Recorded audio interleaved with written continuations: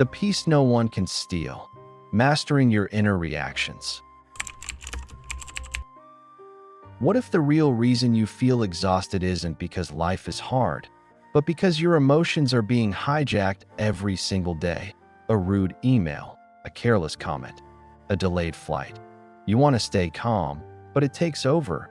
Anger, frustration, anxiety. And afterward, you always ask the same question: why did I let that get to me? Most people don't lose peace because of what happens to them. They lose it because they never learned how to hold on to it. We live in a world that constantly pulls us out of ourselves. Every notification, every opinion, every insult, tugging at your mind, tempting you to react. Until one day, you forget what peace even feels like. But it doesn't have to stay that way. Imagine being unshakable. Not cold, not numb, just deeply steady, like a mountain that doesn't move when the wind howls. Imagine if no one, not your boss, not your ex, not even your own fear, had the power to control how you feel. This isn't fantasy. It's emotional mastery. And it's possible.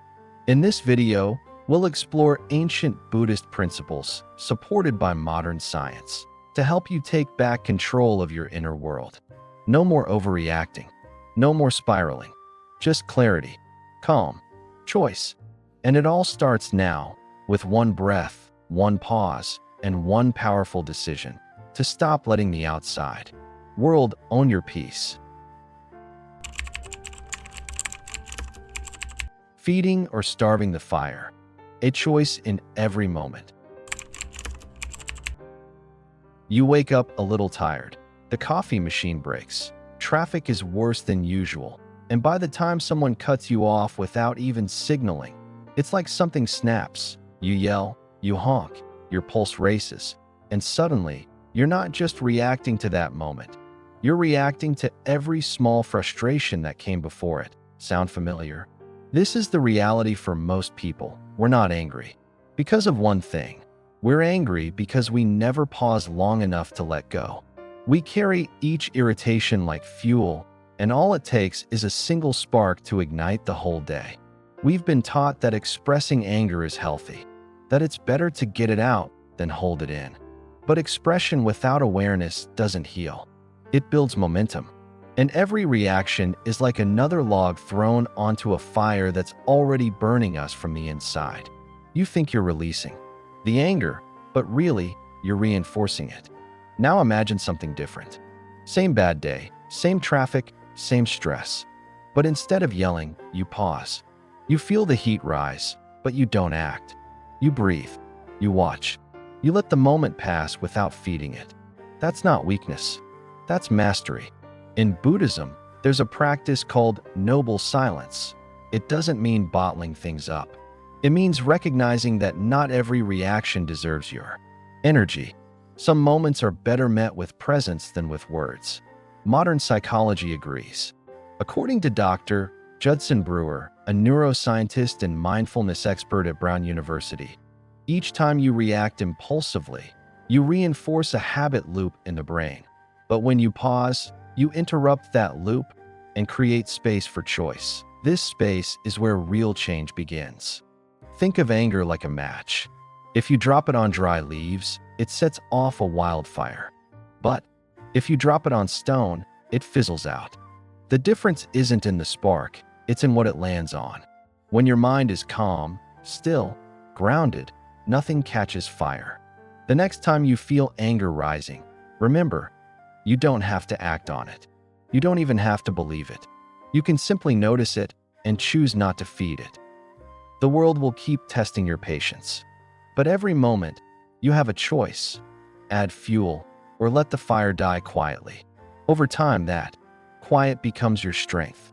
Your steadiness becomes your power. And your peace becomes unshakable. Who's pulling your strings? Break free from emotional triggers. Have you ever said something in the heat of the moment, only to regret it seconds later? Or felt like your emotions hijacked your mouth before your mind had a chance to speak? You're not alone. Most people go through life thinking they're in control, when in reality, they're being pulled by invisible strings, triggers, conditioning. Unseen habits formed over years of reacting instead of choosing. It often starts so small. Someone criticizes your work. Your heart races. You fire back. Later, you wonder, why did I react that way? Or maybe it's an old friend who makes a comment that reminds you of something painful, and suddenly, you shut down. These aren't conscious decisions.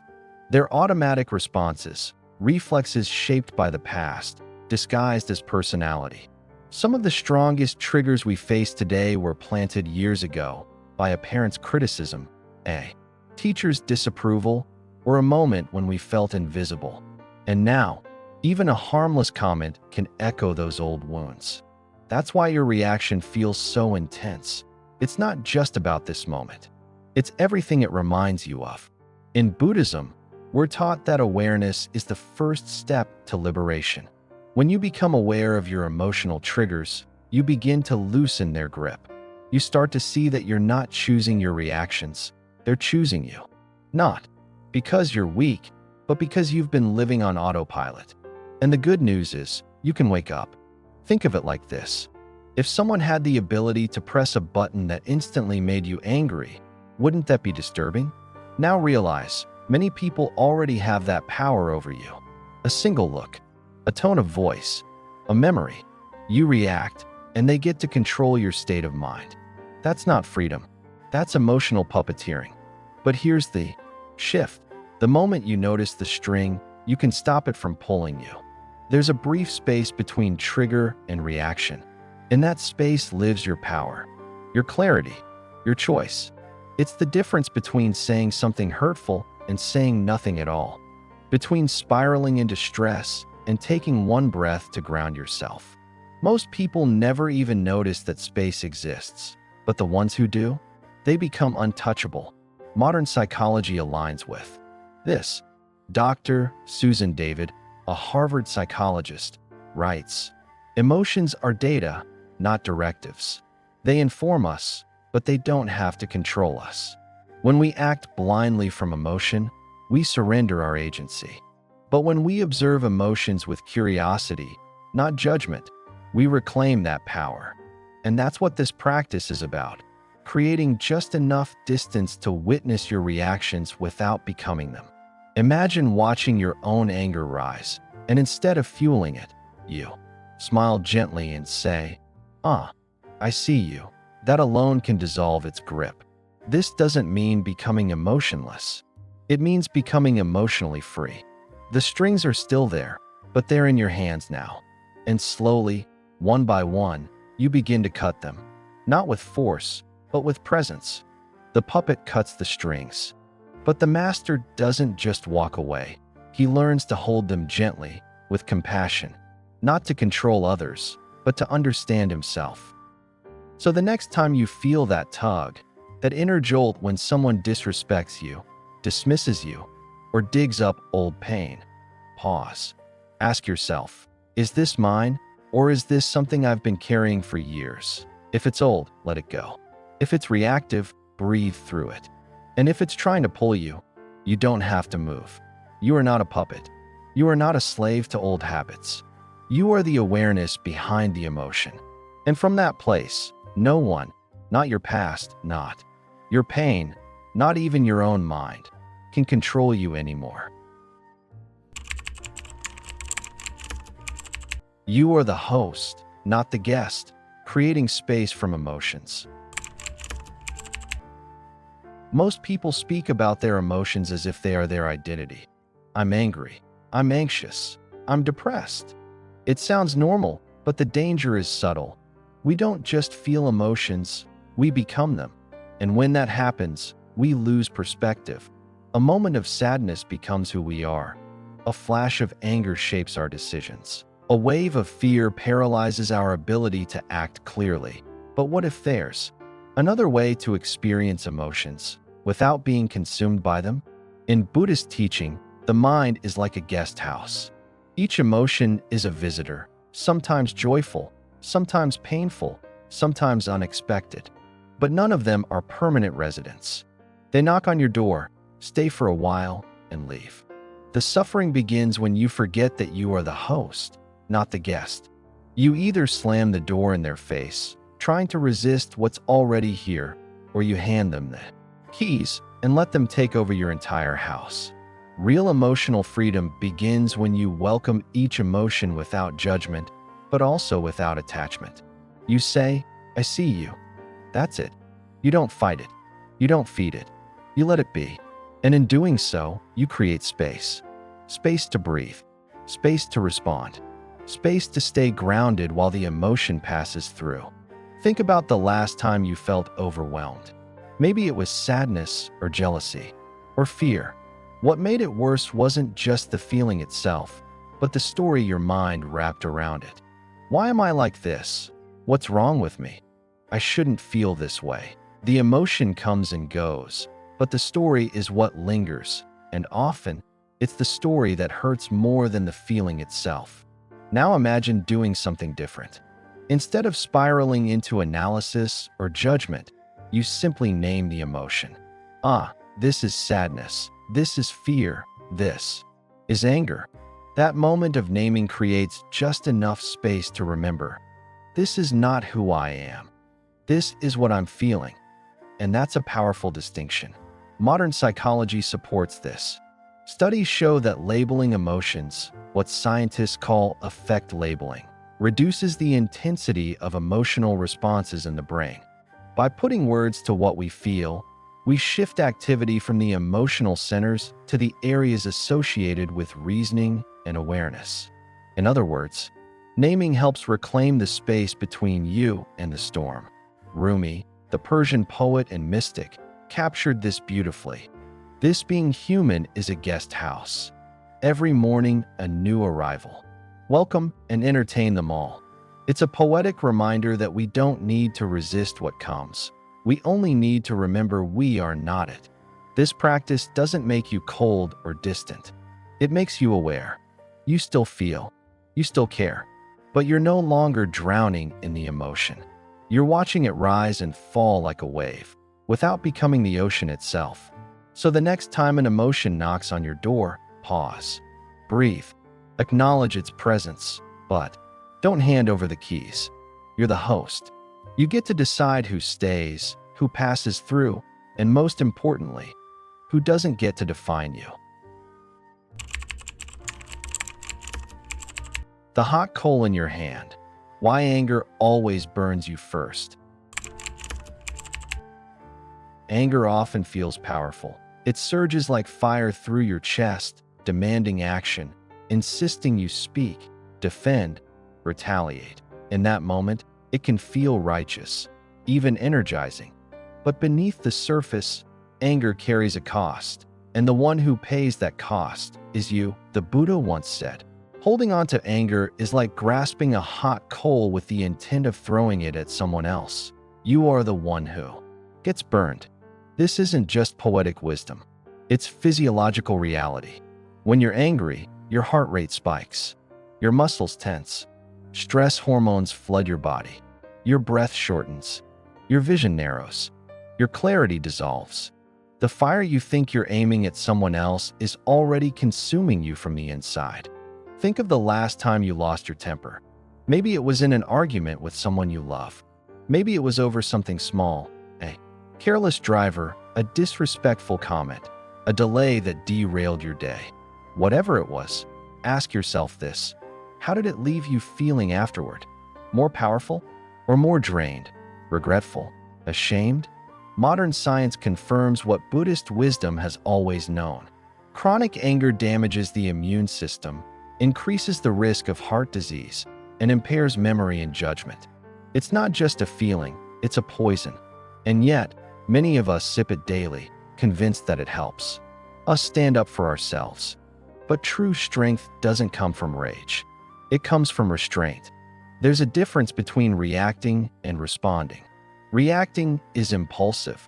It's the hot coal flying before you've even thought. Responding requires presence. It requires noticing the anger rise and choosing not to throw it. Not because you're weak, but because you value your peace more than your pride. Imagine someone insults you. Every part of your conditioning, wants to strike back. But instead, you take a breath. You feel the heat, but don't act on it. You watch it without feeding it. In that moment, you reclaim yourself. The person who insulted you, they go on with their day. But you walk away clean, unscorched. There's a story of a monk who was once spat on by a stranger. He didn't react. He didn't flinch. He simply looked at the man and said, "That must have hurt you more than me." The monk knew that anger, once thrown, always wounds the hand that holds it. And here's the twist. People often think that staying calm means you're letting others win. But the truth is, when you stay calm, you win. You win energy, clarity, dignity. You don't carry someone else's poison home. You leave the coal on the ground. So the next time anger rises, pause. Ask yourself, who is this really hurting? And then, without judgment, without shame, take a deep breath and drop the coal. The eye of the storm, stillness amid chaos. Most people believe peace is only possible when life calms down, when the noise stops, when work slows, when the kids sleep, when the emails pause. But real peace, the kind that doesn't depend on circumstances, is something entirely different. It's not found in the absence of chaos. It's found in the middle of it. Imagine a hurricane. Winds tearing through buildings, trees bending, debris flying. But at the center of it all, there is a space of complete stillness, the eye of the storm. Everything around it is wild, but the center remains untouched. This is what Buddhist wisdom teaches us to become, the unmoving center in a world of movement. You can't stop the storm of life.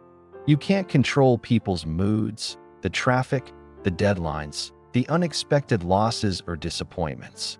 But you can choose where you stand within it.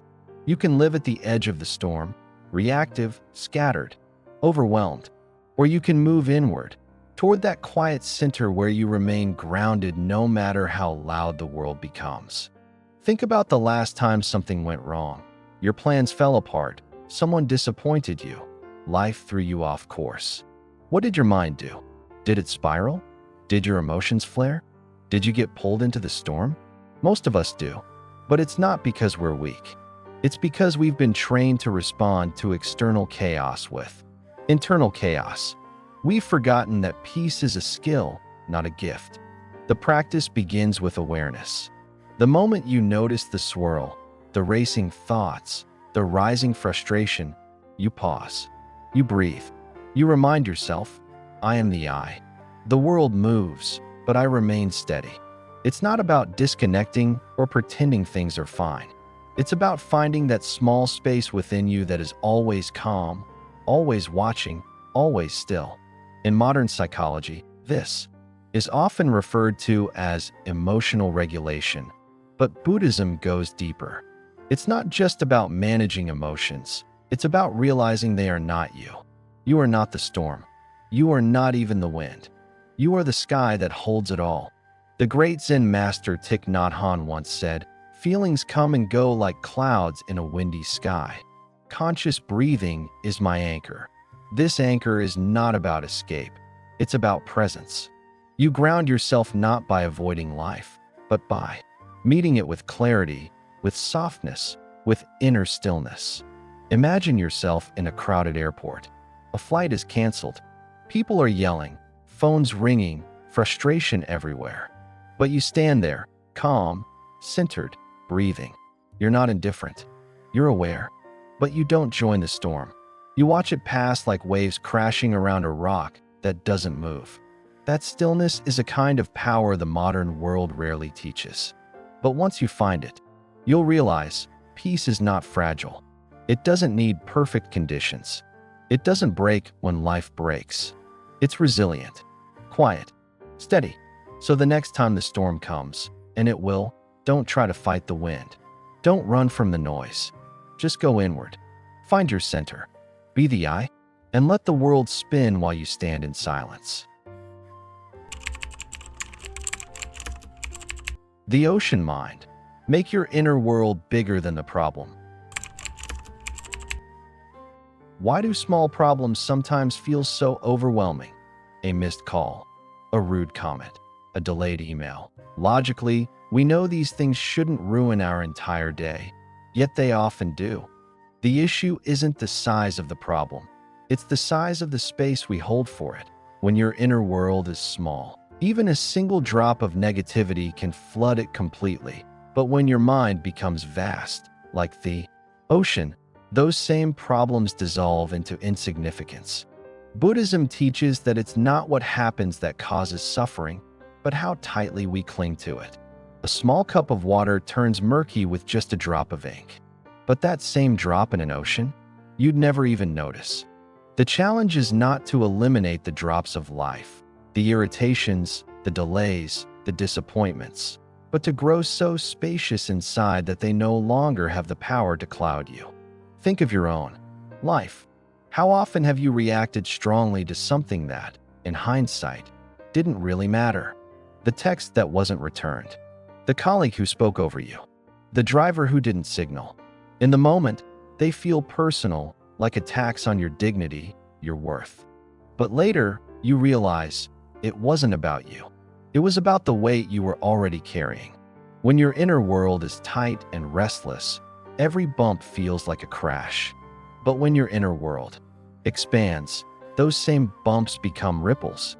They move through you and out. This is the ocean mind, a consciousness so deep and steady that no surface disturbance can shake it. Modern psychology echoes this.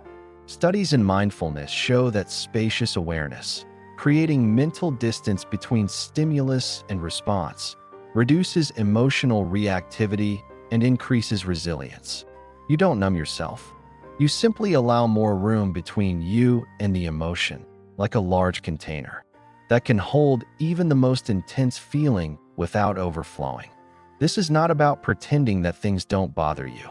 It's about developing the capacity to feel fully without being flooded, to observe the frustration rise, acknowledge it, and let it move through you like a wave. You remain grounded, centered, clear. There's a Zen saying, "The obstacle is not the obstacle, the narrowness of your mind is." When you realize this, everything shifts. You stop fighting the little things and start expanding the space they occupy. Suddenly, you find yourself calmer, not because life got easier, but because you got larger. So the next time something small threatens to ruin your day, ask yourself, is this really that big? Or is my mind just too crowded right now? Take a breath. Return to spaciousness. Become the ocean, not the cup. Let the drop dissolve. Build bridges, not walls. Let go before it hardens. Every time we're hurt, disappointed, or misunderstood, we face a silent decision. Do we let the pain pass through us, or do we hold on to it, one brick at a time? Most people don't even realize they're choosing. They carry an argument from morning into night, a harsh word from a parent into adulthood, a betrayal from the past into every new relationship. Little by little, the wall rises, not to protect, but to isolate. It begins subtly. You tell yourself, I won't let that happen again. I'll keep my guard up. I'll stay distant. What feels like self-protection eventually becomes self-imprisonment. The heart that once felt deeply now closes to avoid pain. But in closing to pain, it also closes to love, to joy, to connection. The wall doesn't just keep people out, it keeps you in. Buddhist wisdom teaches that clinging is the root of suffering, and clinging to old pain is one of the deepest forms of it. It's like carrying a bag of stones and wondering why life feels heavy. The solution isn't to build a better bag, it's to put it down, to let each stone go before it hardens, before it becomes who you think you are. Think of someone who offended you months ago. Do you still carry it? Does their name tighten your chest? That's a brick. Or maybe it's a regret you replay in your mind, hoping to change the past through repetition. That's a brick too. Over time, you forget where the wall ends and you begin. You see through it, speak through it, live behind it, and the world on the other side starts to feel distant, untrustworthy, cold. But you don't need a wall. You need a bridge. A bridge doesn't deny pain. It doesn't pretend nothing happened. It simply offers a way forward. A way to move through hurt without being defined by it. To process pain without becoming bitter. 2. Forgive. Not because the other person deserves it, but because you deserve to be free. Modern psychology supports this deeply.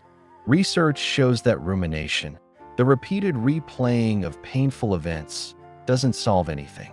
It traps us in the past and reinforces the pain. Letting go, on the other hand, reduces anxiety, improves emotional health, and increases our capacity for empathy. Letting go doesn't mean forgetting. It means refusing to carry what no longer serves you. It means recognizing that your peace is more valuable than your pride. It means choosing to be light, not hard. Open, not armored. So the next time life wounds you, and it will, pause before you add another brick. Ask yourself, am I building a wall to keep pain out, or a prison that keeps it in? Then choose differently. Choose to build a bridge, even if it's just in your heart, even if it's only for you. Because the path to peace doesn't lie in more protection, it lies in more release. Let go while the hurt is still soft, while it's still a drop, not a stone, before it defines you, before it hardens, before it becomes another layer between you and the life that's still waiting for you on the other side of the bridge. The art of disappearing when walking away is the strongest move. We've been told that standing your ground, defending your point, and not letting them win is a form of strength, that silence is weakness, that walking away means you gave up. But there's a deeper wisdom, quiet, powerful, often misunderstood, that reveals the opposite. Sometimes the greatest strength is found in not engaging at all, in choosing peace over pride, in walking away, not out of fear, but out of mastery. Not every battle is worth fighting. Not every insult deserves a response. Not every invitation to chaos needs your RSVP. But the ego doesn't like that. The ego wants to win. It wants to prove, to correct, to be seen as right. And in chasing that, we often step into battles that drain us, not just of time, but of energy, dignity, and peace of mind. Imagine someone throws harsh words your way. Your body tenses. Your mind prepares its comeback. But something in you pauses. You see the bait, but you don't bite. You simply smile, breathe, and walk away. That moment, that's not defeat. That's emotional freedom. That's the art of disappearing. This isn't about being passive or avoiding conflict. It's about discernment. It's knowing the difference between what threatens your peace and what simply threatens your pride. When you can recognize that distinction, you stop giving your attention to noise. You stop pouring your energy into people and situations that feed on reaction. In Buddhism, this is known as non-contention, a refusal to be pulled into unnecessary struggle. The Buddha himself often remained silent in the face of provocation, not because he lacked words, but because he had nothing to prove. His silence was not emptiness. It was full of understanding. Modern psychology echoes this wisdom. Studies show that emotional detachment in the face of provocation can significantly reduce stress and improve long-term mental well-being. And detachment doesn't mean you don't care. It means you care enough about your peace not to give it away so easily. Sometimes, disappearing isn't about walking away physically. It's about pulling your attention back from what doesn't deserve it. It's about refusing to dance with drama, to argue with noise, to explain yourself to people committed to misunderstanding you. You don't need to show up to every argument you're invited to. You don't need to carry the weight of every opinion. You don't need to exhaust yourself trying to fix what never belonged to you. So the next time someone tries to drag you into a fight, pause. Not to plot your response, but to ask yourself, what will I lose by staying? And what will I gain by walking away? And if the answer is peace, dignity, clarity, then go. Walk away slowly, quietly, without needing to prove a thing. Because real power doesn't shout. It doesn't chase. It doesn't defend. Real power steps back, not to avoid, but to rise. And when you walk away, don't look back. Let them argue with silence. Let them wrestle with their own projections. Let your stillness say what words never could. You are not your emotions. Final reflections on inner peace. You've made it to the end of this journey, and that already says something about you. In a world that pulls our attention in 100 directions, you chose to pause, to listen, and to reflect. And maybe, just maybe, you're beginning to see what was always there. You are not your anger. You are not your stress. You are not your anxiety or your past. You are the awareness beneath it all. You are the space where emotion rises and falls. The still point in a spinning world. The silent witness behind every storm. The chaos outside may not change. People will still test you. Life will still throw its curveballs. But what changes is how you show up inside of it. With breath, with presence, with peace that doesn't need to shout. If even one part of this message helped you feel a little lighter, a little clearer, or a little more in control of your inner world, don't keep it to yourself. Share it with someone who's been carrying a weight they can't name. Someone who might just need to hear that their emotions don't define them either. And if you'd like to continue walking this path, with more insights on attachment, ego, desire, and the deeper truths of the mind, subscribe to this channel. There's so much more waiting for you. Because this isn't just about avoiding stress. It's about transforming how you live, how you love, and how you meet the world. So thank you for being here, for being open, for being willing to look within. Until next time, stay steady, stay present, and most of all, stay free.